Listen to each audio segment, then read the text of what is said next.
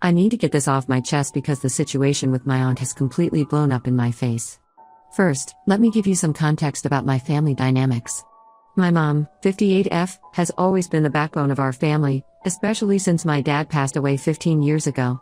She somehow manages to juggle running our family business, taking care of my grandmother, 82F, full-time, and still going above and beyond for everyone else in the family. The family business is a successful restaurant that my parents started together 35 years ago. After Dad died, Mom took over completely and has been working tirelessly to keep his legacy alive. Despite the long hours at the restaurant, she still makes time to help everyone, particularly my Aunt Sarah, 56F, who seems to think Mom is her personal assistant.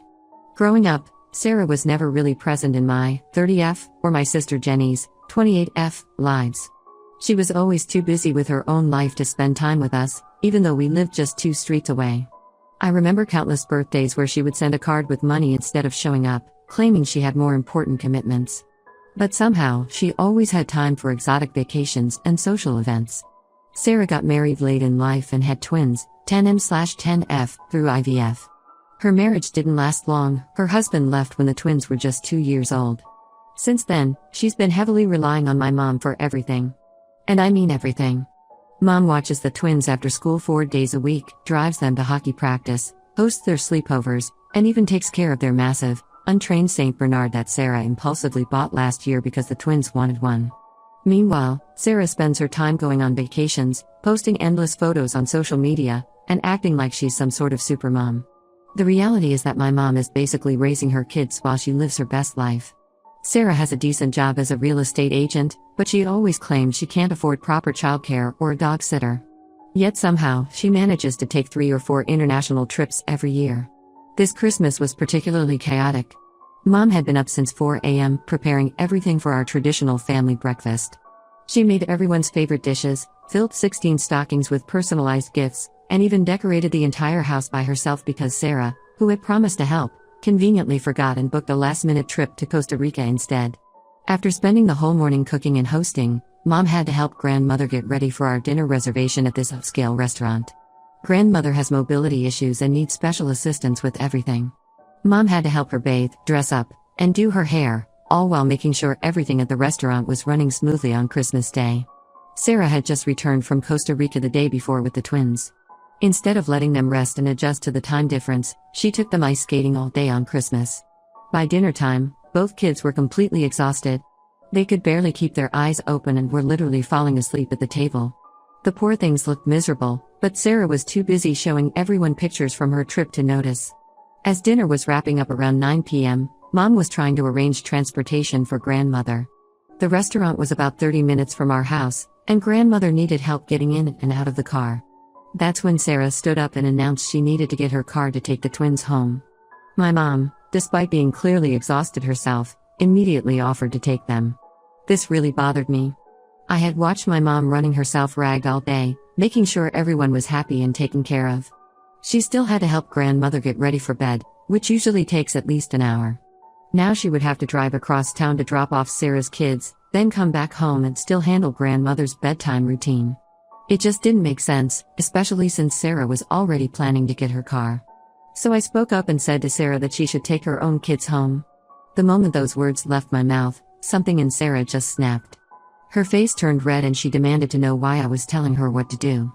I tried to keep my voice calm and explained that since she was already getting her car, it made more sense for her to take them. But Sarah wasn't having it.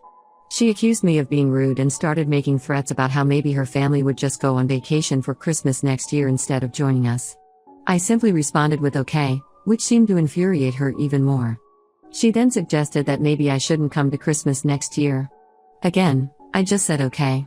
This really set her off. She turned to my mom and tried to get her involved, asking if she could believe how rude I was being. My mom, clearly uncomfortable with the situation, just said she couldn't hear what was going on. Sarah then dramatically picked up one of her sleeping kids, shot me the nastiest glare, and told me to stay away from her before storming out. After she left, you could cut the tension with a knife. My cousins and sister, who were all around my age, assured me that I hadn't done anything wrong and that Sarah was being completely unreasonable. Jenny reminded everyone about how Sarah had ditched helping with Christmas preparations for her Costa Rica trip. We decided to head to a nearby bar to decompress while the older family members went home. The next morning was when things really got bad. I came into the kitchen after walking my dog and found my mom sitting at the table, crying her eyes out. Apparently, after dinner, Sarah had shown up at our house and completely lost it on my mom. She was screaming and carrying on about what I had said, though my mom wouldn't tell me exactly what was said. She just kept mentioning that Sarah had another side to the story. Jenny jumped to my defense, pointing out how Sarah takes advantage of mom's kindness and that it was about time someone called her out on it. She reminded mom about all the times Sarah had left her hanging with the twins or the dog without any notice, or how she always expects mom to rearrange her schedule to accommodate her plans. But mom just kept crying, saying she had worked so hard to make Christmas perfect and now everything was ruined because of this drama. Some family members are saying I should have just kept my mouth shut and let my mom help as usual. They say I'm stirring up unnecessary drama and that this is just how Sarah is. Others, particularly my cousins and sister, are praising me for finally standing up to Sarah and pointing out how she takes advantage of mom. I honestly don't know what to think anymore. So Reddit, Ida for telling my aunt to take her kids home? Update 1. The situation has gotten so much worse since my last post. Sarah has launched a full-scale character assassination campaign against me within our family. She's been calling everyone, from distant cousins to old family friends, telling them about how I disrespected her at Christmas dinner. But she's not just talking about the dinner incident anymore, she's rewriting our entire family history. Last week, I got a call from my cousin Mark, 35M, who lives in another state. He was concerned because Sarah had called him crying about how I've apparently been jealous of her relationship with my mom since childhood. According to her version, I've always tried to sabotage their sisterly bond because I couldn't handle not being the center of attention. She even told him that when I was a teenager, I deliberately scheduled activities with mom when I knew she had plans with Sarah, which is completely ridiculous because back then, Sarah was hardly ever around. But the worst part was discovering what Sarah had been telling my mom. Through Jenny, I learned that Sarah has been feeding mom all these lies about things I supposedly said about her parenting. She told mom that I've been going around to family members saying she's a terrible mother who always puts Sarah's needs before mine and Jenny's. She claimed I said mom was weak and spineless for letting Sarah take advantage of her.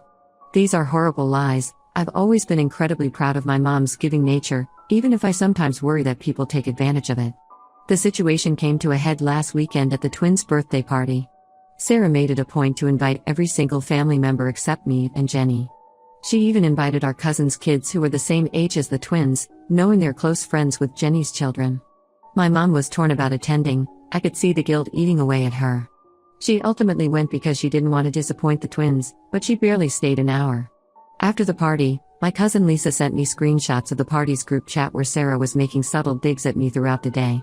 She posted pictures with captions like finally having a drama-free family gathering and sometimes cutting out toxic people as necessary for peace.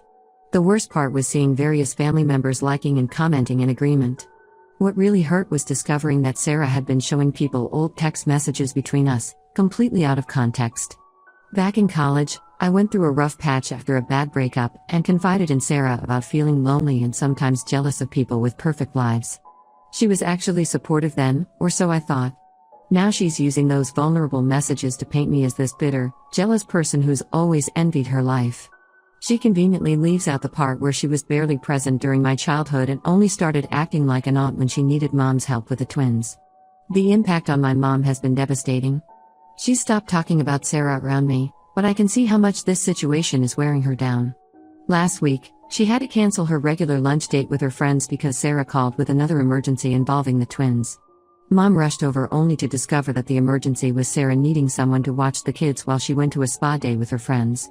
Mom had already rearranged her whole schedule and canceled plans with her friends who had come from out of town specially to see her. This incident really upset Jenny, and she confronted Sarah about taking advantage of mom. Sarah turned this around too, telling everyone that Jenny and I are trying to isolate mom from her and the twins.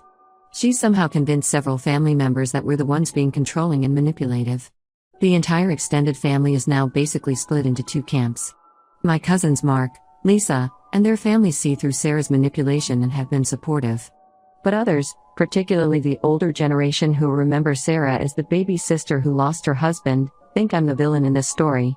Even my grandmother, who has always stayed neutral in family conflicts, suggested that maybe I should apologize just to keep the peace. Jenny thinks I should stand my ground, but watching mom trying to navigate between her children and her sister is breaking my heart. Still, I don't believe I should apologize for something I didn't do wrong. Sarah is the one who has been manipulating everyone and using mom's kindness against her. Apologizing would just validate her behavior and make things worse in the long run. Update 2: Yesterday changed everything? I met my cousin Lisa, 32F, for coffee, and she revealed some shocking information that puts this whole situation in a completely different light. Lisa works at the same country club where Sarah is a member, and through her connections there, she discovered that Sarah has been drowning in debt for over a year now. Those frequent vacations that Sarah loves to post about on social media? All funded by maxed out credit cards. The Costa Rica trip she took right before Christmas was actually paid for using a high-interest personal loan. Lisa found out because Sarah had been desperately trying to get a membership payment extension at the club, claiming financial hardship while simultaneously posting photos from her luxury vacation. This explains why Sarah relies so heavily on my mom.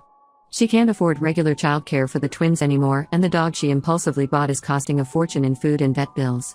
The hockey lessons that mom drives the twins to? Sarah hasn't paid the coaching fees in 3 months. The coach only allows the twins to continue because mom secretly paid the outstanding balance. But here's where it gets really concerning. Lisa overheard Sarah talking to another club member about how she's been pressuring mom to invest more money in the family restaurant to help her out of her financial mess.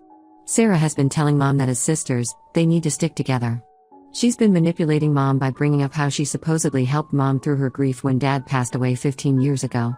The reality, according to Lisa and other family members who were around then, was very different. When dad died, Sarah was barely present. She showed up for the funeral and left 2 days later for a planned vacation, leaving mom to handle everything alone. Now she's rewriting history to guilt mom into helping her financially. What makes this even worse is that Sarah has been spreading lies about why she's in financial trouble. She's been telling everyone at church and in our extended family that she's broke because she's been helping mom with grandmother's care expenses. This is completely false. Mom has been using her own savings and the money from the restaurant to care for grandmother.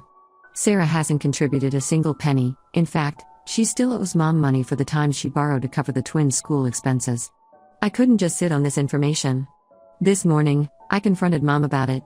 At first, she tried to deflect, saying it wasn't my business, but eventually she broke down and admitted everything. Sarah had asked her to invest $50,000 from the restaurant into a real estate venture that Sarah claimed would solve all her financial problems. Mom was actually considering it because Sarah had been guilt-tripping her about how she favored me and Jenny growing up. Mom revealed that Sarah had been telling her that the reason she's always needed so much help with the twins is that mom was never there for her when she got divorced. Sarah claimed that while mom was busy running the restaurant and helping me through college, she was left to struggle as a single mother. She conveniently forgets that mom was the one who helped her pay for the IVF treatments that gave her the twins in the first place. What really got to me was learning that Sarah had been using grandmother's declining health as leverage. She told mom that if she didn't help her financially, she would tell grandmother about how mom had supposedly been mismanaging the restaurant and squandering dad's legacy. Mom has been terrified of grandmother finding out about any of this drama because of her heart condition. The worst part is that some of Sarah's financial troubles stem from her trying to maintain appearances. She keeps spending money she doesn't have on expensive vacations and country club memberships because she's desperate to keep up with her wealthy friends. Meanwhile, mom has been quietly helping her pay for basic necessities for the twins, thinking she was genuinely struggling. I'm honestly scared about what Sarah might do next. She's clearly desperate and isn't above using emotional manipulation to get what she wants. Mom has already given her so much money that we don't know if she'll ever be able to pay it back. Jenny is furious and wants to expose Sarah to the entire family, but mom is begging us to keep it quiet to protect grandmother. Update 3: The situation finally exploded last week. Mom was reviewing the restaurant's financial records when she discovered something horrifying. Sarah had been writing unauthorized checks from the business account. Over the past 6 months, she had forged mom's signature on checks totaling nearly $75,000. When mom confronted her, Sarah's response was chilling. She claimed she was entitled to the money because she was family and that mom owed her for all the emotional support she'd supposedly provided over the years. The confrontation happened at the restaurant during business hours. Sarah started screaming about how unfair everything was, how mom had always favored me and Jenny, and how we had ruined her life. She even blamed mom for her failed marriage, saying that if mom had helped her more with the twins instead of focusing on the restaurant, maybe her ex-husband wouldn't have left. Several customers witnessed this meltdown, and one even recorded it. Mom was devastated but finally took action. She filed a police report and we're working with the bank to protect the business accounts. The bank's fraud department is investigating, and they found evidence that Sarah had been systematically stealing from the restaurant for months. She had even tried to take out a loan using the restaurant as collateral, forging Mom's signature on the application. What made this even more painful was discovering that grandmother had known about Sarah's financial troubles all along. Apparently, Sarah had been borrowing money from grandmother's retirement fund, promising to pay it back but never doing so. Grandmother had kept quiet because Sarah threatened to stop her from seeing the twins if she told anyone. The twins are now spending weekends with their father instead of Mom. He got involved after learning about Sarah's financial situation and her neglect of the kids. It turns out he had been paying child support regularly, but Sarah had been using it for her personal expenses instead of the children's needs. He's now seeking modified custody arrangements. Sarah sent me a long message filled with accusations. She blamed me for destroying the family, claimed that everything she did was justified because Mom always favored me, and said that I would regret turning everyone against her. She even threatened to spread rumors about the restaurant to drive away customers. I didn't respond and blocked her number immediately. Some family members, particularly the older aunts, are still trying to get us to reconcile. They keep saying that families should stick together and that we should find a way to help Sarah instead of involving the police. But they changed their tune when they learned she had also tried to scam several of them by asking for loans using the same sob stories. Through all this, Mom has finally started seeing Sarah for who she really is. While it breaks her heart, she knows she can't keep enabling Sarah's behavior. She's started setting boundaries with other family members too. Last week, she declined to babysit for another aunt who regularly takes advantage of her kindness, saying she needed time for herself. Lisa told me that Sarah has been badmouthing us at the country club, telling anyone who will listen that we've abandoned her in her time of need. But most people have seen through her act, especially after the scene she caused at the restaurant went viral locally. Grandmother is now living with us full-time, and her health has actually improved since we cut contact with Sarah. The constant stress of keeping Sarah's secrets had been taking a toll on her. Mom and I are closer than ever, and she's finally putting herself first. Sometimes the hardest thing is watching someone you love learn painful lessons, but I know we made the right decision in cutting Sarah out of our lives.